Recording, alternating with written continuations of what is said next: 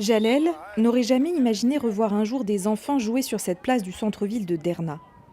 L'endroit a été entièrement détruit le 11 septembre 2023, après le passage de la tempête Daniel.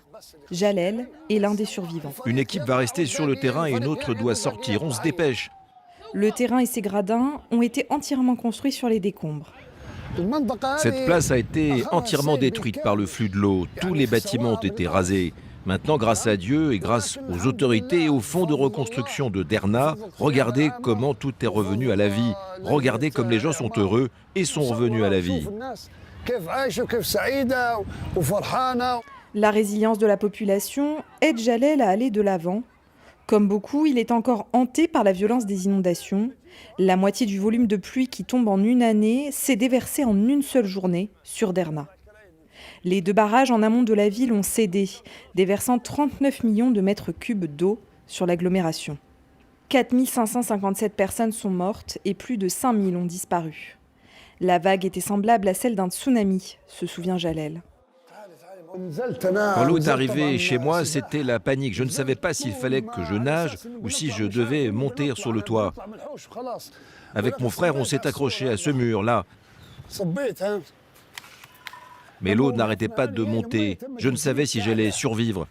Les voisins nous ont finalement sauvés à 6 heures du matin. Je n'arrivais plus à réfléchir. C'était le chaos. La seule idée à laquelle je me suis accroché, c'est soit je monte sur le toit, soit je meurs.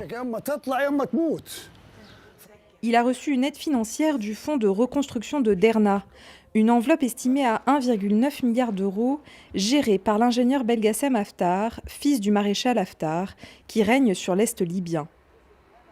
Depuis les inondations, la reconstruction de Derna est devenue le symbole d'une nouvelle politique de développement, la diplomatie dite du béton.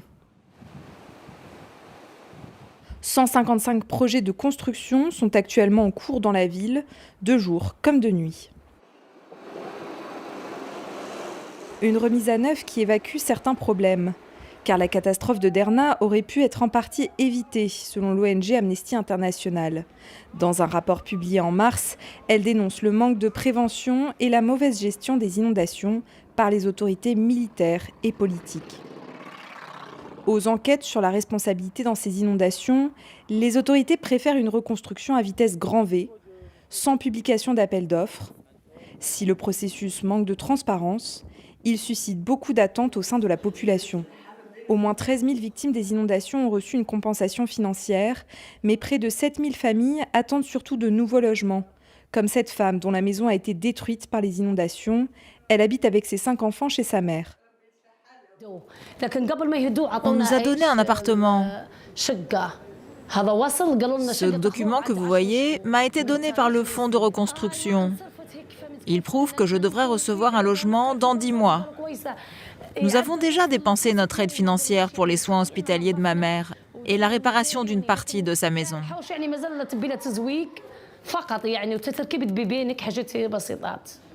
2000 appartements pour les victimes des inondations sont en cours de finition dans ces immeubles. Alors que le projet immobilier était à l'abandon depuis 15 ans pour cause de mauvaise gestion, Belgassem Haftar a décidé d'achever le chantier. D'autres travaux gérés par le fonds de reconstruction visent à éviter une nouvelle catastrophe. Ce trou béant est l'épicentre de la tragédie du 11 septembre. C'est là où le cours d'eau qui traverse la ville a débordé sous le poids des flots qui ont afflué suite à l'explosion des 2 barrages. Nous sommes en train de redessiner complètement le plan de la rivière. Nous bâtissons actuellement 4 ponts, dont un pont en suspension qui va faire 75 mètres et qui va aller d'une rive à l'autre. Il y aura des murs protecteurs ainsi que des zones de protection et des tunnels à ciel ouvert qui seront reliés au pont et au système d'évacuation des eaux du sud de la vallée et au nord jusqu'à la mer. Quant aux barrages qui ont cédé, des études sont encore en cours pour leur reconstruction. Avant les inondations, des chercheurs et spécialistes avaient signalé leur vétusté, des alertes restées sans suite.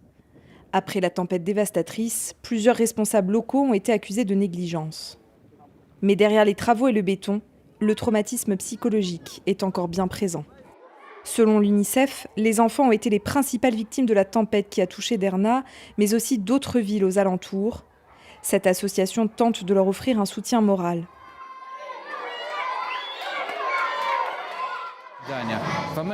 On accueille des enfants qui sont devenus orphelins avec les inondations. Certains ont perdu leur maison, d'autres toute leur famille. On essaie de faire jouer ces enfants traumatisés avec d'autres plus résilients ou qui n'ont pas été des victimes directes. L'idée est de montrer qu'il y a un moyen de s'en sortir et d'aller progressivement mieux. La prise en charge sociale et la relance économique font partie d'une seconde étape dans le plan de reconstruction de Derna. La restauration de la ville devrait s'achever d'ici fin 2025.